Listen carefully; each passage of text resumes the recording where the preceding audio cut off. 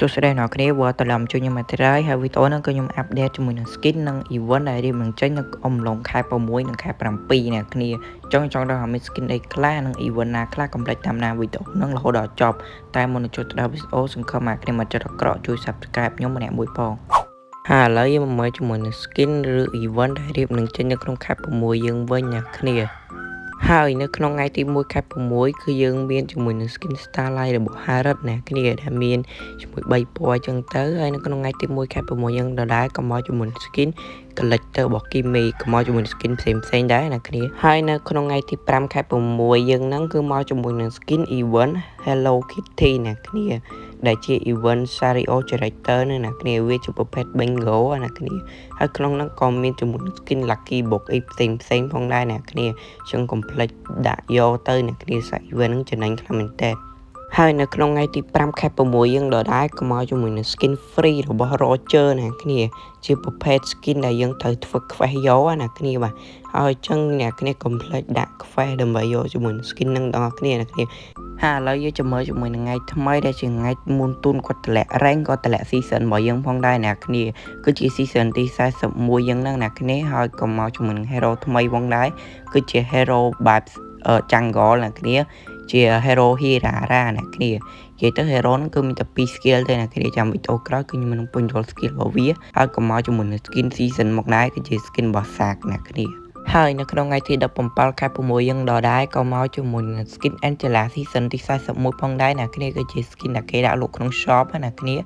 ហើយបន្តមកទៀតគឺជា skin របស់ Hirara normal មួយនេះអ្នកគ្នាដែលគេដាក់លក់ត្រឹមតែ31ពេជ្រទេអ្នកគ្នាហើយនៅក្នុងថ្ងៃទី18ខែ6យើងហ្នឹងក៏គេបានដូរជាមួយនឹង skin fragment ហើយនិង hero fragment ផងដែរអ្នកគ្នាហើយអ្នកគ្នាអាចមើលទៅថា hero មួយណាដែលគេដក hero មួយណាគេដាក់ចូលហើយនៅក្នុងថ្ងៃទី20ខែ6ក៏មកជាមួយនឹង skin Son Egg របស់ Sack ផងដែរអ្នកគ្នា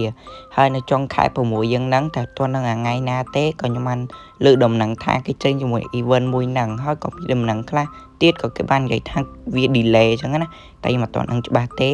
ហើយសម្រាប់ skin Epic Alpha មួយនេះតាមដំណឹងដែលខ្ញុំលើ skin នឹងអាចចេញចុងខែហ្នឹងណាគ្នាតើឥឡូវយើងមកមើលជាមួយនឹង skin ឬ event ដែលរៀបចេញនៅក្នុងខែ7យើងម្ដងណាគ្នាហើយនៅក្នុងថ្ងៃទី1ខែ7យើងហ្នឹងគឺមកជាមួយនឹង skin Berric ណាគ្នាដែលជាប្រភេទ skin Starlight ណាគ្នាហើយនៅក្នុងថ្ងៃទី1ខែ7យើងក៏ដែរក៏មកជាមួយនឹង skin collector របស់ Hacker ណាគ្នាជា skin Titan ណាគ្នាហើយនៅក្នុងថ្ងៃទី1ខែ7យើងដែរក៏មកជាមួយនឹង skin collector ផ្សេងអមជាមួយនឹង skin collector Nathan ផងដែរណាគ្នាហើយនៅក្នុងថ្ងៃទី3ខែ7យើងហ្នឹងក៏មកទូបានចេញជាមួយនឹង skin free មួយគឺជា skin joy ណាគ្នាវាជាប្រភេទ skin free ណាគ្នាអញ្ចឹងយើងទៅខ្វះយកទៅហើយនៅក្នុងថ្ងៃទី3ខែ7យើងដែរក៏មកជាមួយនឹង event ធំមួយគឺជា event Trip Fighter ណាគ្នានិយាយទៅ event ហ្នឹងមាន4 skin ណាគ្នាដូចអ្នកគ្នាបានឃើញអញ្ចឹងនិយាយទៅវាចេញ effect ចេញអីមកអស់ហើយអ្នកគ្នានៅថ្ងៃដែលវាចេញទេហើយអ្នកគ្នាកុំយកច្រឡំថា skin នឹងចាប់អស់ច្រើនអ្នកគ្នាគឺចាប់យកខ្វាញ់ទេអ្នកគ្នាយើងយក1200យកទៅដូរអញ្ចឹងណាហើយនៅចន្លោះខែ7តែយកអត់នឹងថ្ងៃណាទេ skin Alpha Rila ដែលជា skin Summer ក៏រៀបចេញផងដែរអ្នកគ្នាដែលមាន3 sway ហ្នឹងហើយតាមដំណឹងខ្ញុំលើលហៀង skin ខ្មែរដែលជា skin Sinlong នេះគេរៀបចេញនៅក្នុងខែ7យើងដែរអ្នកគ្នាតែអត់ទាន់ដឹងថ្ងៃណាឬក៏គេ delay ទៀតឬក៏អត់ដឹងទេអ្នកគ្នាយើងចាំមើលសិនហើយសម្រាប់skin 2នេះក៏រៀបចេញផងដែរអ្នកគ្នានិយាយទៅអ្នកគ្នាអាចមើលបាន skin 2ហ្នឹងគឺថាគេរៀបកម្រងចេញយូរអ្នកគ្នាចឹងគេអាចនឹងចេញក្នុងអំឡុងខែ7យើងហ្នឹងតែអត់ទាន់ច្បាស់ទេអ្នកគ្នាហើយចឹងវីដេអូខ្ញុំក៏ដល់ទីបញ្ចប់ដែរហើយមុននឹងចប់វីដេអូសង្ឃឹមថាអ្នកគ្នាមិនចរក្រក់ជួយ Subscribe ខ្ញុំម្នាក់មួយផងដើម្បីផ្ដល់ជាកម្លាំងចិត្តឲ្យខ្ញុំធ្វើវីដេអូថ្មីបន្តទៀតអីចឹងណាចឹងយើងចាំជួបគ្នានៅវីដេអូក្រោយបាយបាយ